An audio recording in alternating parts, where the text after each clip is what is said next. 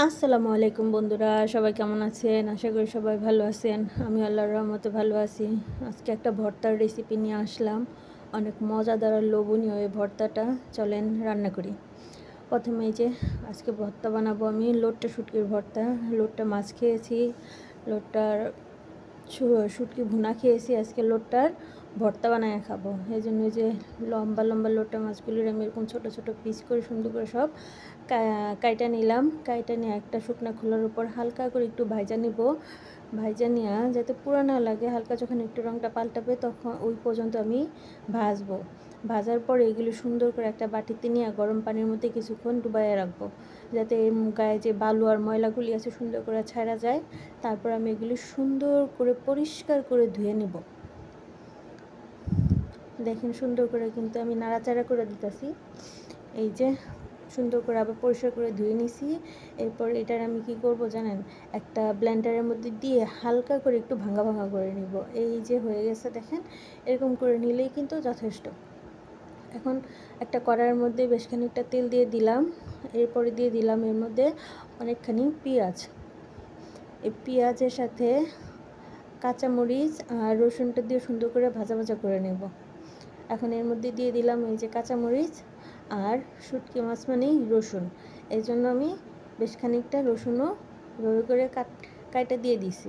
এখন এগুলো সুন্দর করে তেলের উপরে ভাজা ভাজা করে নেব। পেঁয়াজটা যতক্ষণ না নরম হয়ে আসে ততক্ষণ পর্যন্ত পেঁয়াজটা আমি সুন্দর করে ভাজা ভাজা করব।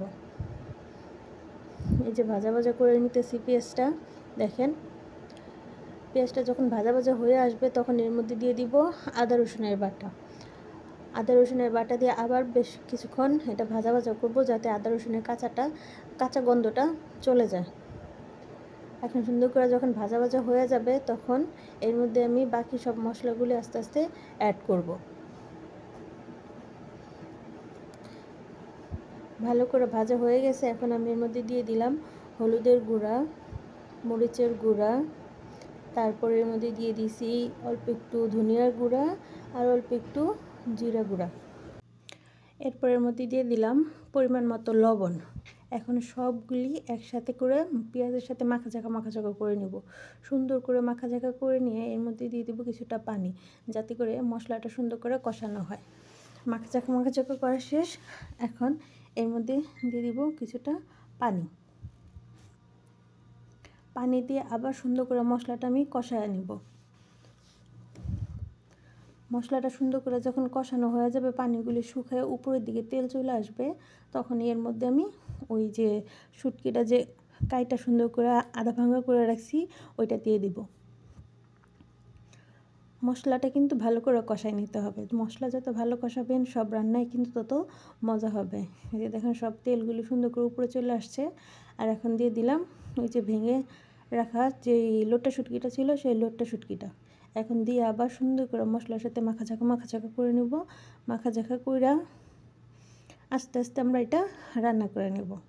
যেহেতু এটা শুটকি মাছ আর আগে থেকে কুক করা ছিল না, হালকা ভাজা ছিল, এখন সিদ্ধ হওয়ার জন্য সুন্দর করে এর মধ্যে দিয়ে দেবো বেশ খানিকটা পানি। এই পানিটা দিয়েই কিন্তু সুন্দর করে আমার রান্নাটা কমপ্লিট হয়ে যাবে। আর যেহেতু এটা আমরা ভর্তা বানাবো, এর মধ্যে কিন্তু কোনো পানি থাকলে চলবে না। পানিটা কিন্তু একদম শুকায় নিতে হবে। যখনই পানি শুকায় একদম তেলটা উপরে চলে আসবে তখনই বুঝতে হবে যে শুটকি ভর্তাটা প্রায় হয়ে গেছে। এই যে দেখেন এর মধ্যে কিন্তু এখন একটুও পানি নেই, সব পানিগুলি কিন্তু শুকায় গেছে। এখন এটা এই তেলের উপর সুন্দর করে বেশ কিছুক্ষণ সময় ভাজা ভাজা করে নেব, যাতে এর ভিতর থেকে সব তেলগুলি আস্তে আস্তে বের হয়ে আসে। আস্তে জলে সুন্দর করে আমি এটা ভাজা ভাজা করে নিতেছি, যাতে সুন্দর করে ভাজা হয়ে যায় আর একটুও পানি না থাকে আর তেলগুলি যাতে সব বের হয়ে আসে।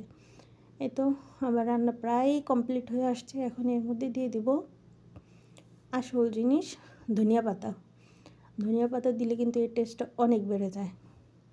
এখন ধনিয়া পাতা দিয়ে সুন্দর করে আবার একটু মাখাচাকা করে নিব। মাখাচাকা করে নিয়ে সুন্দর করে একটা বাটির মধ্যে পরিবেশন করে নেব। আমার লোট্টা শুটকি ভর্তাটা কিন্তু কমপ্লিট। এখনই দেখতে কিন্তু খুব লোভনীয় লাগছে। একেবারে অনায়াসে এক প্লেট ভাত এই ভর্তা দিয়ে খাওয়া হয়ে যাবে। এই তো হচ্ছে ফাইনাল লুক। তো কেমন লাগলো জানাবেন। ভালো লাগলে সবাই একটা লাইক কমেন্ট আর সাবস্ক্রাইব করবেন। ধন্যবাদ সবাইকে। আল্লাহ হাফেজ।